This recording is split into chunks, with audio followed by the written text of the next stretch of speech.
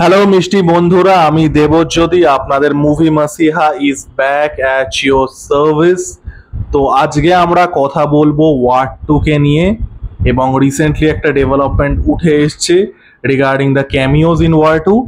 আপনারা প্রত্যেকেই জানেন 14 তারিখে একটা মেগা ক্ল্যাশ হতে চলেছে। বলিউড থেকে ওয়ার 2 আসছে, আমাদের তামিলনাড়ু থেকে আসছে হচ্ছে কুলি, আর আমাদের বাংলা থেকে আসছে হচ্ছে ধূমকেতু। তো এখন প্রত্যেকটা সিনেমায় রিলিজের আগে যে চেষ্টাটা করে যে নিজেদের হাইপটাকে যতটা পারা যায় বাড়ানো, to get as many eyeballs on the product as possible, সেটাই স্বাভাবিক। এবার ব্যাপারটা হচ্ছে কিভাবে, কারণ রিসেন্টলি ওয়ার 2 নিয়ে একটা আপডেট কিন্তু উঠে এসছে। সেটা হচ্ছে যে ওয়ার 2-তে কিন্তু সালমান খান এবং শাহরুখ খানের ক্যামিও থাকতে চলেছে, ঠিক আছে।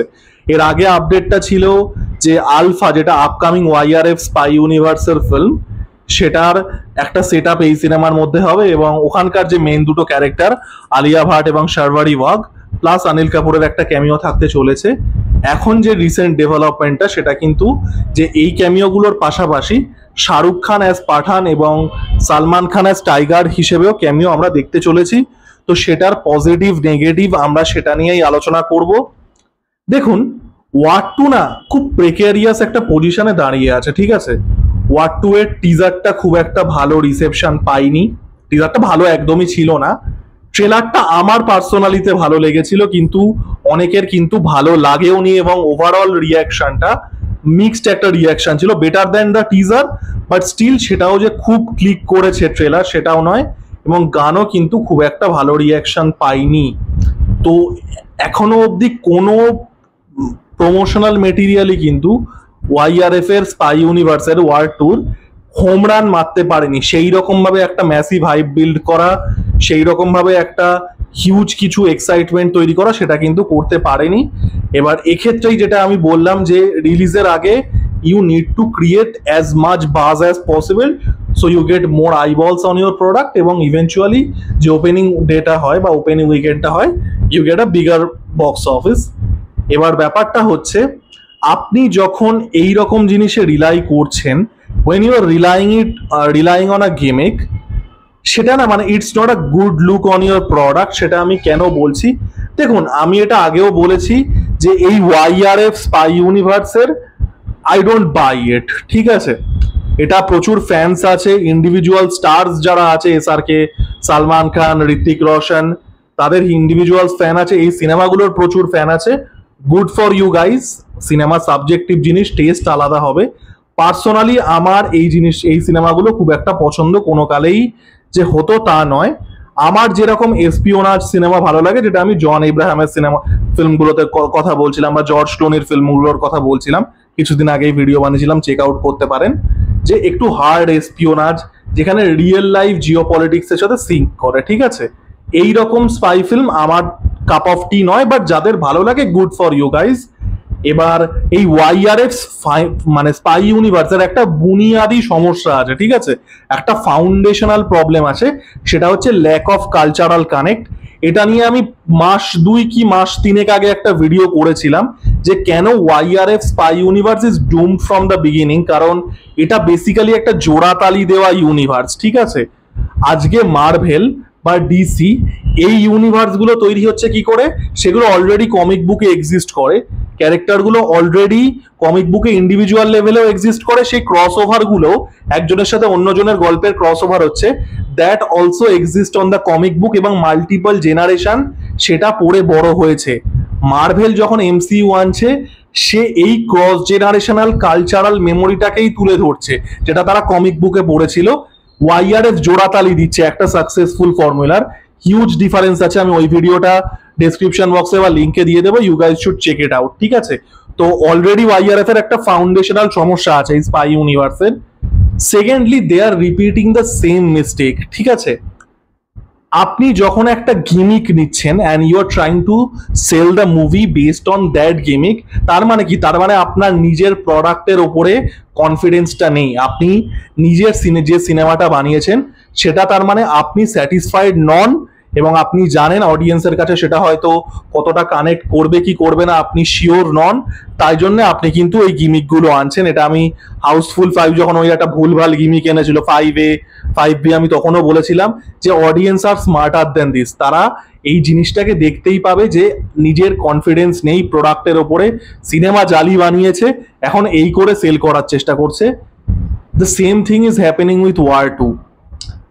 এই যে রিয়াকশনটা না, ইংলিশে একটা খুব সুন্দর কথা আছে, নিজার্ক রিয়াকশন, এক্স্যাক্টলি এটাই হলো হচ্ছে এই যে রিসেন্ট নিউজ যে SRK আর সালমান খানের cameo, by the way it's a rumour, যদি সত্যি হয় তাহলে ইটস এ নিজার্ক রিয়াকশন।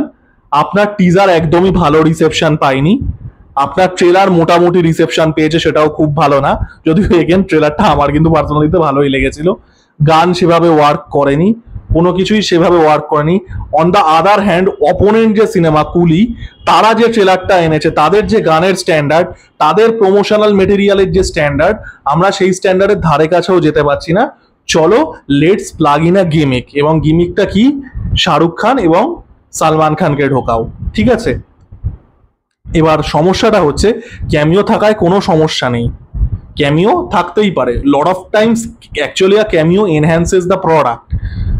ব্যাপারটা হচ্ছে যখন সেটা গিমিক হয়ে যায়, এই যে, এবং আরো একটা হাস্যকর বিষয় সেটা হচ্ছে যে এই গিমিকটা YRF অলরেডি একবার ট্রাই করে ফেল হয়ে গেছে। Tiger 3 was an under performer, সেটাও তো ওই রিলিজের ঠিক 2-3 দিন আগে কোট আনকোট লিক করা হয়েছিল, লিক মানে ওরাই PR দিয়ে করিয়েছিল যে ঋত্বিক রোশনের ক্যামিও থাকতে চলেছে আর শাহরুখ খানের ক্যামিও থাকতে চলেছে, আমরা প্রথম থেকেই জানতাম।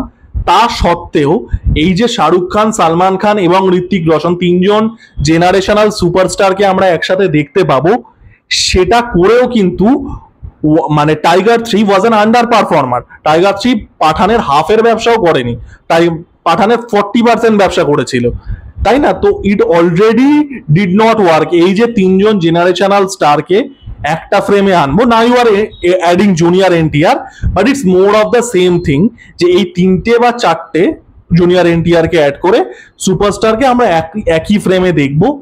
That already did not work in Tiger 3, এবং আপনি এক্স্যাক্টলি সেটাই করার চেষ্টা করছেন আবার, যে ফর্মুলাটা অলরেডি আপনার একবার ব্যাকফায়ার করে গেছে। এটা গেল প্রথম কথা। আর সেকেন্ড কথা, এটা আমি প্রচুর লোকের একটা হিউজ ভুল ধারণা দেখেছি, এটা অডিয়েন্সের মধ্যেও প্রচুর পরিমাণে আছে, সেটা হচ্ছে ক্যামিও দিয়ে বক্স অফিস বুস্ট হয় না। একটা সিনেমার যদি 200 কোটি টাকা ব্যবসা করার হতো, সেই সিনেমাটা হয়তো 205 কোটি টাকা ব্যবসা করবে একটা সুপারস্টারের ক্যামিও দিয়ে, ঠিক আছে। এই নয় যে 200 কোটি টাকা থেকে 400 কোটি টাকায় চলে যাবে, হয়ই না। কোনো পেইং অডিয়েন্স শুধুমাত্র ক্যামিও দেখতে 300 টাকা 400 টাকা দিয়ে সিনেমা হলে দেখতে যাবে না। ক্যামিও কি করে, ক্যামিওর অ্যাকচুয়াল ফাংশনটা হচ্ছে হাইপ জেনারেশনে। যদি আমি শুনি যে সিনেমাতে আমির খান আছে, আমি সেটা নিয়ে কথা বলবো। যদি আমি শুনি সিনেমাতে শাহরুখ খানের ক্যামিও আছে, আমি সেটা নিয়ে কথা বলবো। এটা ডিসকোর্স চালু করে, এটা হাইপ জেনারেট করে। বাট আপনারা যদি ভাবেন এটা অ্যাকচুয়ালিতে পেইং অডিয়েন্সে ট্রান্সলেট করবে, এই যে হাইপটা, এই চ্যাটারটা ট্রান্সলেট করবে একটা ক্যামিওর, সেটা কোনো দিন হয় না, এবং হলেও খুব মিনিস্কিউল একটা। এটা আমি যখন কুলির রিভিউ করেছিলাম, আই থিঙ্ক বোধহয় ওয়ার 2 কুলি আর ধূমকেতুর কম্প্যারিজন করেছিলাম, আমি তখনও বলেছিলাম যে আমাকে অনেকে কমেন্ট বক্সে লিখছিল, দাদা যে কুলি 1000 কোটি টাকা হতে পারে কিনা বলো, আমির খানের ক্যামিও আছে, আমির খানের ক্যামিও আছে, একটা অ্যানালিসিস করো। আমি তখনও কিন্তু বলেছিলাম যে আমির খানের যেটা করবে সেটা হচ্ছে হাইপ জেনারেশন, অনেক বেশি লোক কথা বলবে, অনেক বেশি ডিসকোর্স তৈরি হবে, চ্যাটার হবে, it will build the hype.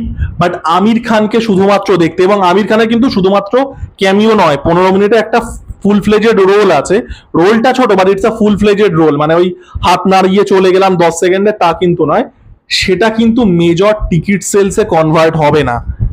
এবং ওয়ার 2-র ক্ষেত্রে তো এটা হবেই না, বিকজ এটা লাস্ট মিনিটে গিয়ে একটা আপনি প্লাগ ইন করে দিচ্ছেন যে শাহরুখ খান আর সালমান খান থাকবে, এটা নিয়ে হয়তো কথা হবে, এই যে আমি এখন এটা নিয়ে ভিডিও বানাচ্ছি, তাই না? It will create a chatter, it will create a discourse, আরো বেশি লোক জানবে, 4টে বেশি কথা হবে। বাট শুধুমাত্র ক্যামিওর জন্য এই এক্সট্রা যে হাইপটা হচ্ছে, এই এক্সট্রা যে কথাটা হচ্ছে, সেটা কিন্তু বক্স অফিস রিসিটে, সেটা কিন্তু আপনার টিকিট সেলসে ট্রান্সলেট হবে না, ঠিক আছে। কোনো অডিয়েন্স এখন তো দেখেন টিকিট প্রাইস এত বেড়ে গেছে, ওয়ার্ড 2 এ প্রিমিয়াম লাগাবে, প্রিমিয়াম প্রাইসিং লাগাবে ওয়াইআরএফ। আমি লোকাল মাল্টিপ্লেক্সে দেখতে যাই বারাসাতের জয়া বা বারাসাতের আরতিতে, সেখানেই 200-250 টাকা টিকিট প্রাইস হয়। তারপরে তাহলে ন্যাশনাল প্লেক্স যেগুলো আছে, পিভিআর, আইনক্স, সিনেপলিস, ওখানে তো আরো বেশি দাম হবে। তো কেউ প্রিমিয়াম প্রাইসিং প্রে করে শুধুমাত্র ক্যামিও দেখতে কিন্তু যাবে না। দিস হাইপ অফ ক্যামিওস, চ্যাটার তৈরি অবশ্যই করবে, ডিসকোর্স অবশ্যই ক্রিয়েট হবে, is not going to impact the box office that much. যদি করেও সেটাও খুব সামান্য একটা ইম্প্যাক্ট। এটা আমি কুলির ক্ষেত্রেও বলেছিলাম, এটা আমি ওয়ার্ড 2 ক্ষেত্রেও বলছি। এবং এই জিনিসটা না, মানে this is not a good look on your product, যে যখন আপনাকে লাস্ট মোমেন্টে এইরকম একটা খবর আনতে হচ্ছে, তার মানে কি আপনি আপনার সিনেমা নিয়ে কনফিডেন্ট নন। আপনাকে এগুলো করে একটা গেমিক তৈরি করতে হচ্ছে অডিয়েন্স টানার জন্য। এবং দেখুন, এদের ইন্ডিভিজুয়াল হিউজ স্টার আছে। ওয়ার্ড 2 নিয়ে আমিও কাইন্ড অফ এক্সাইটেড, যদিও পার্সোনালি আমি ওয়ার্ড 2 মতো সিনেমা খুব একটা বিলিভ করি তাও নয়। এবার অনেকে হয়তো বলবে আমি পুলিশ সাইড নিচ্ছি, আমি বলে দিই আমি পুলিশ মতো সিনেমাও যে খুব দেখি বা খুব এনজয় করি তাও নয়, ঠিক আছে? তো I am not picking sides. যাই হোক, বাট প্রচুর লোকে এক্সাইটেড। আবারও যেটা বললাম, film is a subjective thing, এবং কেউ যদি এই specific type of spectacle driven spy cinema enjoy করে, good for you guys, it's not for me, that's a different conversation. যাই হোক, এবার ব্যাপারটা হচ্ছে যে আপনার প্রোডাক্টের উপরে কিন্তু কনফিডেন্সটা নেই, এবং অডিয়েন্স কিন্তু এই জিনিসটা সি থ্রু করেই যায়। It's transparent. লোকে যখন দেখছে যে সালমান খান এবং শাহরুখ খানের ক্যামিও লাস্ট মোমেন্টে যোগ করা হচ্ছে, সেটা গল্পের মধ্যে আদেও অর্গানিক্যালি আসবে কিনা, সেটা নাকি জোর করে ঢোকানো হবে, সেটা কেউ জানে না। লোকে কিন্তু একটা বড় সেকশন অফ অডিয়েন্স কিন্তু এটা বুঝেই যাচ্ছে যে আপনার নিজের কনফিডেন্স নেই বলেই আপনি লাস্ট মোমেন্টে হাইপ জেনারেশনের জন্য এগুলো করছেন, ঠিক আছে? এরা অডিয়েন্সকে বোকা ভাবে, বাট অডিয়েন্স কিন্তু বোকা নয়। একটা লার্জ সেকশন অফ অডিয়েন্স কিন্তু এই জিনিসগুলোকে সি থ্রু করেই যায়। It's transparent as a day light বেশিরভাগ অডিয়েন্সের ক্ষেত্রে। এরা অডিয়েন্সকে মাথা মোটা ভাবে, অডিয়েন্স কিন্তু যথেষ্টই চালাক, এবং এই জন্যই কিন্তু হাউসফুল ওই গিমিক করে চলেনি, এই জন্যই টাইগার 3 কিন্তু গিমিক করে চলেনি। ওয়ার্ড 2 এই গিমিক হেভি অ্যাপ্রোচটা নিচ্ছে, এটা ওয়ার্ড 2 এর ক্ষেত্রেও কিন্তু ব্যাকফায়ার করতে পারে। পার্সোনালি আমি ওয়ার্ড 2 নিয়ে যথেষ্টই এক্সাইটেড। আমি ঋত্বিক রোশনের আমার খুব ভালো লাগে, ইভেন আমার এনটিআর জুনিয়রকেও ভালো লাগে। যে কটা সিনেমা আমি দেখেছি, RRR খুবই ভালো লেগেছিল, জান্থা গ্যারাজের মতো আর একটা দুটো সিনেমা যেগুলো দেখেছি আমার ভালোই লাগে। But this gimmick heavy approach, এটা কিন্তু খুব একটা ভালো আর কি রিফ্লেকশন নয় ওয়ার্ড 2 জন্য, এবং লাইক টাইগার 3 এটা কিন্তু ব্যাকফায়ার করলেও করতে পারে। তো আপনাদের কি বক্তব্য জানাবেন? এই যে শাহরুখ খান এবং সালমান খানের রুমারটা যদি সত্যি হয়, অবশ্যই আমরা জানি না, যদি সত্যি হয় তাহলে আপনারা কতটা এক্সাইটেড? আপনাদের কি মনে হচ্ছে এটা ন্যাচারালি অর্গানিক্যালি ফিট করবে, নাকি জোর করে বসানো? এবং আমার ওয়াইআরএফ এর ওই অ্যানালিসিস ভিডিওটা দেখতে পারেন, সেখানে আমি ডিটেলসে ওয়াইআরএফ এর যে ফাউন্ডেশনাল সমস্যাগুলো আছে সেগুলো নিয়ে আলোচনা করেছি। আপনাদের ফিডব্যাক দেবেন। Thank you so much.